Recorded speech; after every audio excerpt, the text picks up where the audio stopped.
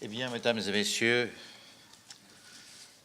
bien chers collègues et chercheurs, je vais donc, pendant quelques minutes, vous entretenir d'un petit problème, mais qui me semblait tout de même intéressant de développer et auquel il est important de réfléchir, à savoir le rôle, la place de ce que l'on peut appeler les dieux personnels, les divinités tutélaires, protectrices de certains rois hittites. Autrement dit, à partir de quand voit-on tout d'un coup cette prise en considération de divinité personnelle? Quel a été l'impact sur la population, et que signifie surtout le choix? Pourquoi tout d'un coup telle divinité dont on n'a jamais entendu parler, du moins dans l'état de notre documentation? Enfin, disons que la documentation hittite représente à peu près 80 000 tablettes, plus les inscriptions, plus les témoignages extérieurs, par exemple, en Égypte, par exemple, dans la documentation assyrienne. Donc on a tout de même de quoi alimenter la réflexion. Alors,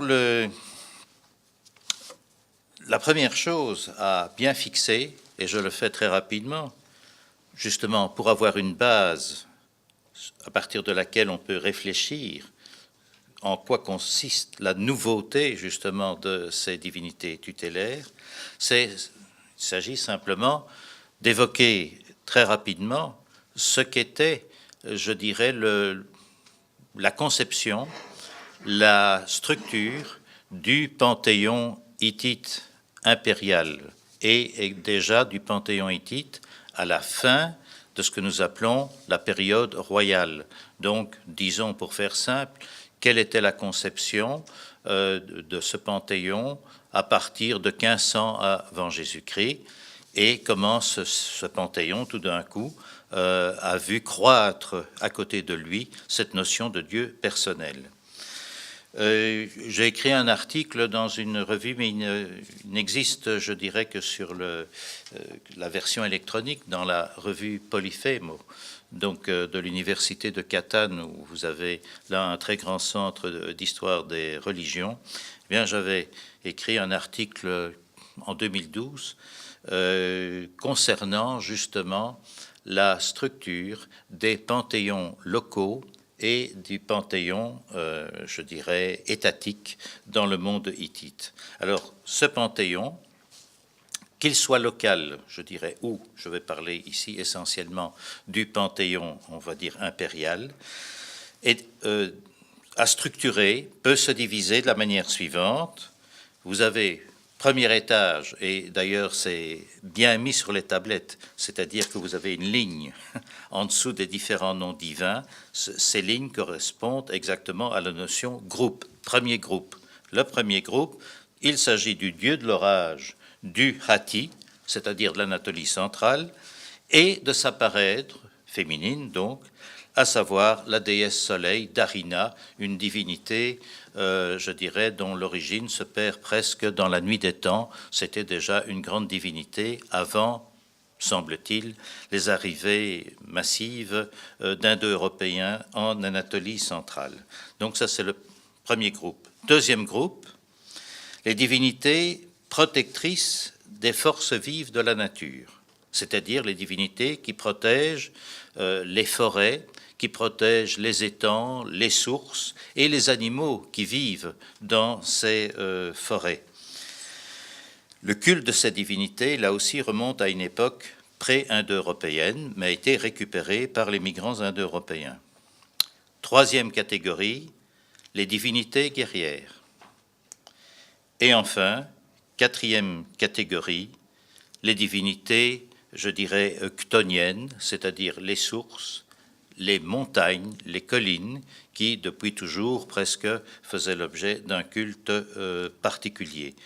Vous remarquerez qu'il n'y a par exemple dans ce panthéon, il n'y a pas de culte lunaire.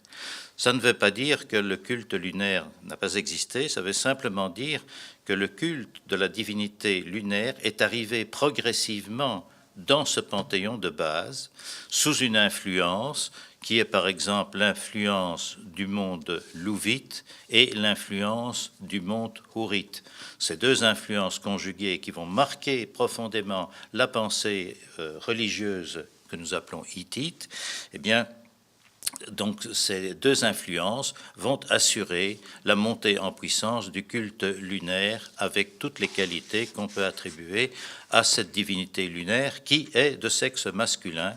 Il faudra attendre la période, je dirais, grecque pour voir une divinité lunaire de sexe féminin.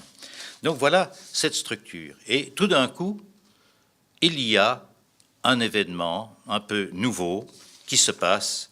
Nous voyons avec un grand roi hittite, le roi Mursili II, je vais dire qui est en tout cas bien connu de plusieurs d'entre vous, parce que plusieurs d'entre vous ont été mes étudiants. Bon, donc ils ont entendu parler de Mursili II, qui règne plus ou moins entre 1318 et 1290 avant notre ère. Ce fut un très très grand conquérant. Eh bien, Mursili II, pour lequel on a conservé des annales développées et des annales résumées que nous appelons les annales décennales, c'est-à-dire qui résument les 10 premières années de son règne. Eh bien là, dans ces nombreuses conquêtes, notamment conquête de l'Asie mineure occidentale, notamment avec la capitale, la ville d'Éphèse, qui à l'époque s'appelait Apassa, et ce grand royaume dont Apassa, un royaume louvite, dont Apassa était la capitale, ce grand royaume s'appelait le royaume d'Arzawa. Les différentes villes qui sont ainsi conquises par Mursili II, eh bien, ces villes sont, nous dit le texte, conquises parce que devant le grand roi hittite marche, d'une part, la grande déesse soleil d'Arina, donc elle est citée en premier lieu, toujours en premier lieu, la grande déesse soleil d'Arina, et d'autre part, le dieu de l'orage, qui est indiqué dans les textes uniquement par le sumérogramme ou par son chiffre sacré, le grand dieu de l'orage, avec une épiclèse. Il est Muwatalli, comme ça se prononce. Hein. Vous écrivez comme ça se prononce, M-U-W-A-T-A-2-L-I. J'avais noté quelques noms sur une feuille à vous distribuer, mais dans la hâte du matin et avec les embouteillages, j'ai oublié justement la mallette qui contenait ces feuilles. Voilà, c'est pour ça que j'épelle de temps en temps le mot. Muwatalli est un terme plutôt louvite, donc plutôt des Indo-Européens de l'Anatolie du Sud, méridionale, qui signifie celui qui fait preuve de moua, c'est-à-dire de force. Et ce terme, vous le retrouvez encore, cette épiclèse, à l'époque gréco-asiatique, dans des noms donc, tels que motilos, motulos, c'est tout simplement la grécisation du moua ou moa-tali. Donc l'épiclèse semble louvite et caractérise ce dieu de l'orage. C'est celui qui active, si vous voulez, tali, hein, le suffixe tali qui équivaut à tara ou tor en grec, en latin, etc. C'est celui qui fait preuve, qui fait fonctionner la force. Donc voilà une première indication. Et dans la foulée, le prince héritier, comment s'appelle-t-il ? Mais le prince héritier s'appelle Muwatalli. Le successeur de Mursili II, justement, sera le grand roi Muwatalli II, dont on commence seulement maintenant à mieux connaître le règne. Un règne qui n'est pas du tout banal, parce que Muwatalli II, et ici, c'est un des projets de recherche, plusieurs d'entre vous dans l'assistance savent très bien ce à quoi je fais allusion, c'est un projet de recherche concernant la nouvelle capitale de l'Empire hittite, c'est-à-dire Muwatalli II, va transférer la capitale impériale de la ville de Hattusa, donc en Anatolie centrale, à quelques 200 km à l'est d'Ankara. Il la transfère vers le sud, dans la ville qui s'appelle Tarhuntassa. Autrement dit, Tarhuntassa signifie les lieux les lieux qui sont liés à Tarkunt. Et Tarkunt, Tarquin, songez aux Étrusques, Tarku, songez à la latinisation ou à la grécisation, Tarkone, Tarquinius, etc., signifie celui qui est fort, celui qui fait preuve de grande force. Eh bien, les lieux de cette nouvelle capitale sont dénommés de manière très très symbolique. Ce sont les lieux appartenant à ce grand dieu Tarkun, qui est le dieu de l'orage, mais qui lui aussi a une épithète, une épiclèse, qui est Pikasasi. Là aussi, comme ça se prononce, P-I, Chet, qui, si vous voulez, A, 2-S, A, 2-S-I. Ce qui signifie qui est propre à la foudre, à l'éclair. C'est donc un aspect très, très réel, évidemment, très parlant du dieu de l'orage, mais c'est la première fois que l'on voit ce dieu ainsi mentionné apparaître comme étant le dieu vraiment protecteur du monarque, de l'empereur, si vous voulez. Troisième cas, Hattusili III. Hattusili III est, pour faire simple, ce n'est pas le successeur direct, mais enfin, c'est tout comme, c'est-à-dire le successeur de Muwatalli II reste sur le trône 5-6 ans, il est débarqué par un coup d'État, et c'est Hattusili, numéro 3, qui va prendre le pouvoir. Ce sera un très grand roi, et qui aura comme épouse une princesse du sud, Kizzuwatna, de culture hourite au départ, la reine Pudukhepa, que je cite souvent comme le modèle de la femme libérée. C'est vraiment un cas où l'on voit une reine avec un grand pouvoir qui partage le pouvoir impérial avec son époux et qui va faire beaucoup d'actions en faveur de l'égalité totale de l'homme et de la femme. Je saisis au passage l'occasion pour dire que la société hittite, là aussi j'ai écrit un article mais qui n'est toujours pas publié, essentiellement pour les juristes, à l'intention des juristes, montrant que le droit hittite est un des premiers droits qui stipule, qui concrétise juridiquement l'égalité de l'homme et de la femme et sans référence au domaine religieux. C'est le premier droit laïque, entre guillemets. Il ne faut pas trop pousser non plus, mais enfin, on peut déjà dire qu'il s'agit d'une prémonition, en tout cas, de ce que nous appelons le droit laïque, et c'est pourquoi ce droit est évolutif, et il va permettre l'établissement progressif de l'égalité entre l'homme et la femme, et l'évolution du droit. Exemple, la suppression de la peine de mort. Donc, si on vous demande, dans un jeu radiophonique intelligent, quel est le premier droit qui aurait éventuellement supprimé la peine de mort, eh bien, vous dites le droit hittite et vous gagnez un voyage à Istanbul. Voilà. Alors, Hattusili III règne donc de 1265 plus ou moins à 1240, et lui va avoir deux divinités protectrices. Pas une, deux. Un, le grand dieu de l'orage de Nérik. Alors, vous me dites, Nérik, c'est quoi? Là aussi, comme ça se prononce, N et accent aigu, R-I-K. Nérik est une ville plutôt dans le nord de la Turquie, tout près de ce que nous appelons en grec la Paphlagonia. La Paphlagonie, c'est-à-dire vous êtes là vers la mer Noire, vers le pont Euxin aussi. Eh bien, dans cette ville, il y avait un culte très très ancien en l'honneur du dieu de l'orage.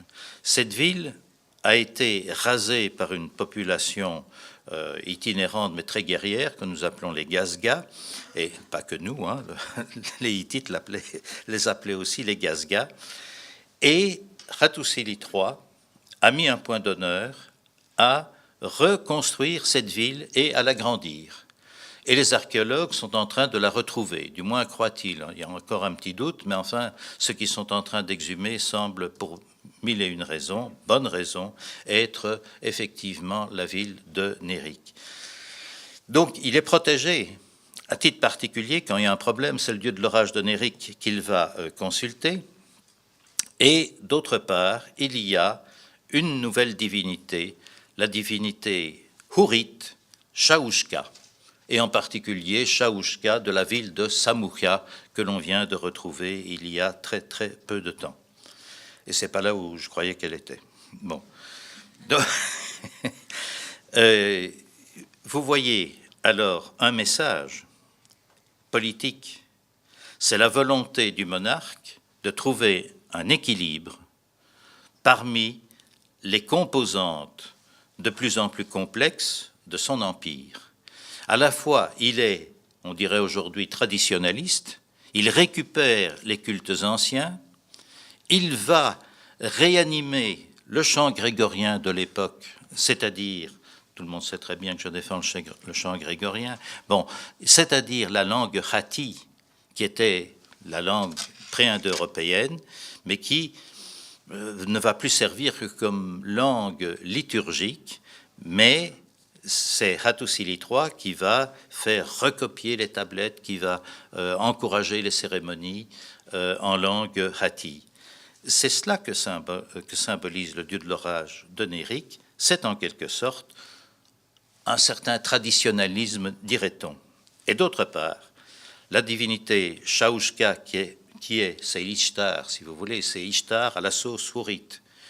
Alors cette divinité, elle symbolise l'ouverture vers la culture hourite, vers cette population hourite qui était déjà importante dans cette région que les Grecs et les Latins vont appeler la Cilicie, mais qui va se déplacer et devenir de plus en plus importante dans la capitale.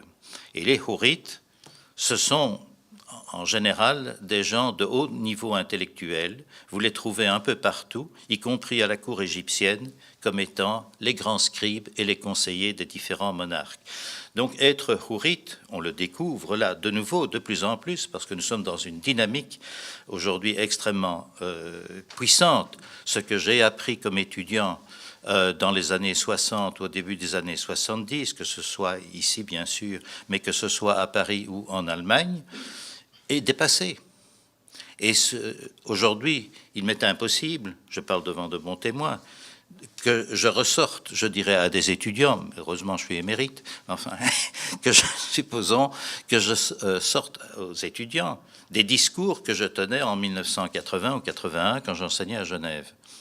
Tellement les choses évoluent, tellement la documentation est importante. Alors, Chaouchka de Samoucha, elle représente, je dirais, la tendance progressiste. Et ceci doit être mis en concordance avec un fait, c'est l'épouse de Hattusili III, la reine Pudukhepa, qui est fille de grand prêtre, elle est fille de Bentipshari, son père donc grand prêtre en Cilicie, dans la ville de Koumani, n'est-ce pas, et au service d'ailleurs de Chaouchka. Et cette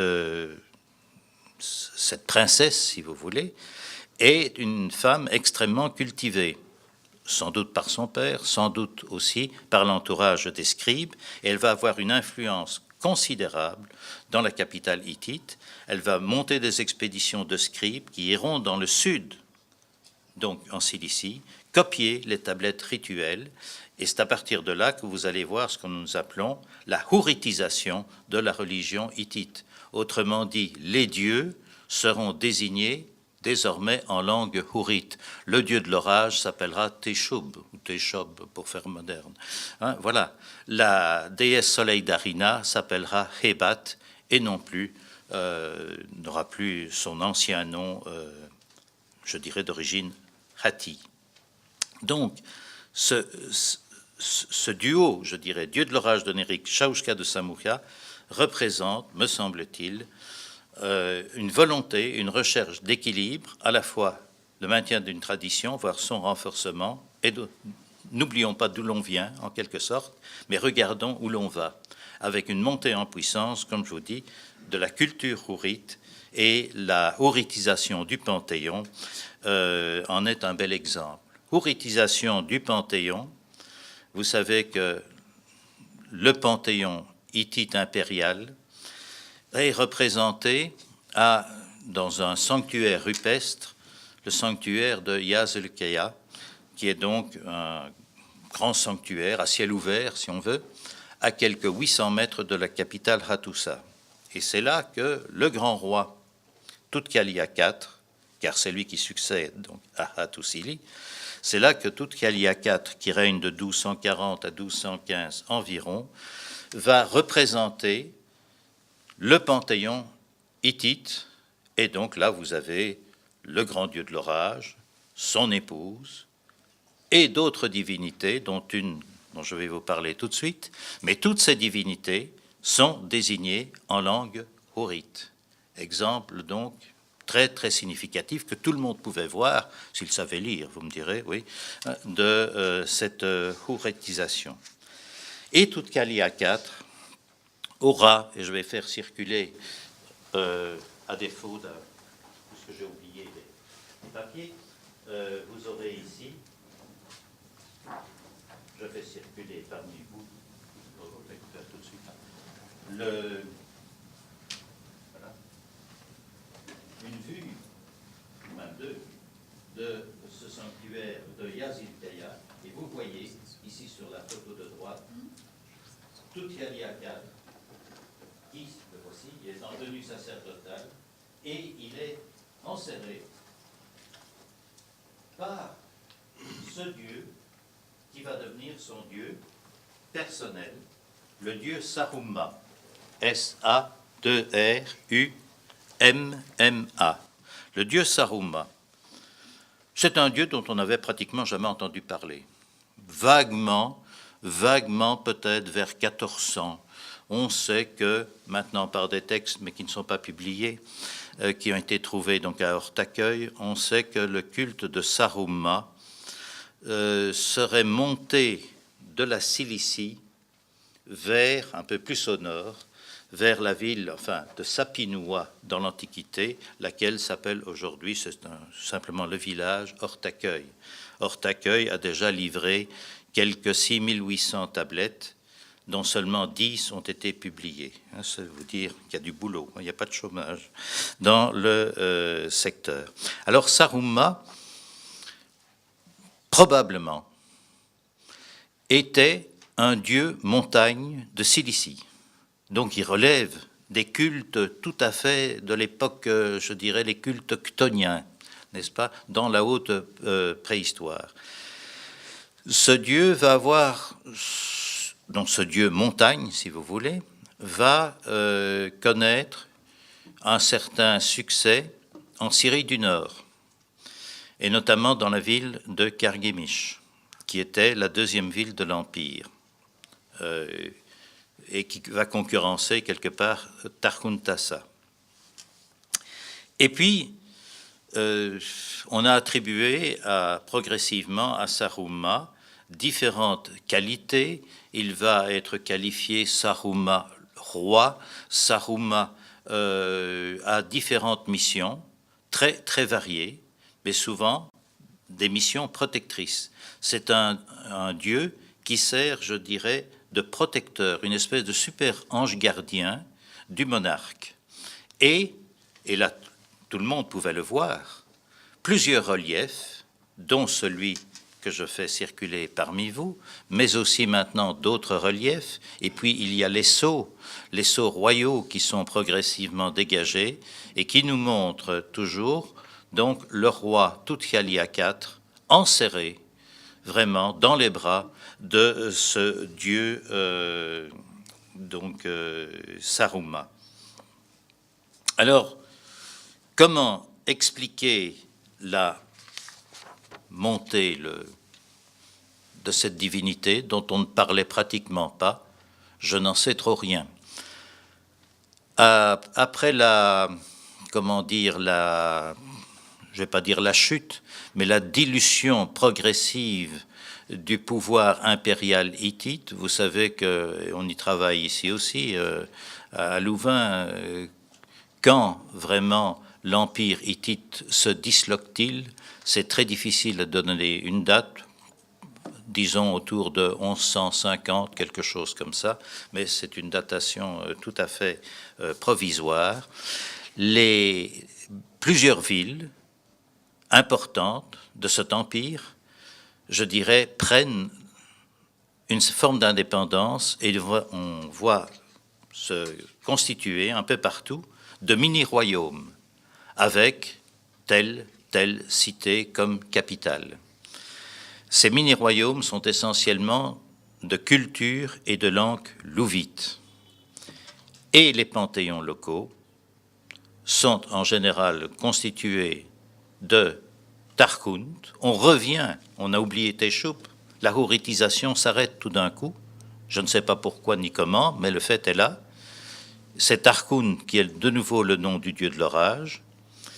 Et on voit le dieu Saruma et aussi une divinité qui vient de Kargemish, une divinité qui joue le rôle un peu de parèdre du dieu de l'orage.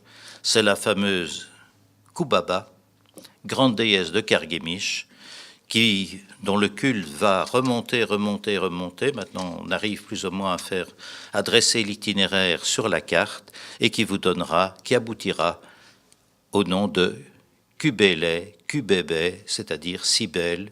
Et vous connaissez aussi bien que moi l'importance du culte de Cybèle sous la période gréco-romaine et particulièrement impériale romaine. Voilà, c'est donc une question ouverte. Je vous fais ici, je voulais vous présenter de manière assez résumée, j'espère que ça n'a pas été trop compliqué, un status questionis, mais vous voyez qu'il y a encore pas mal de boulot qui nous attend. Merci.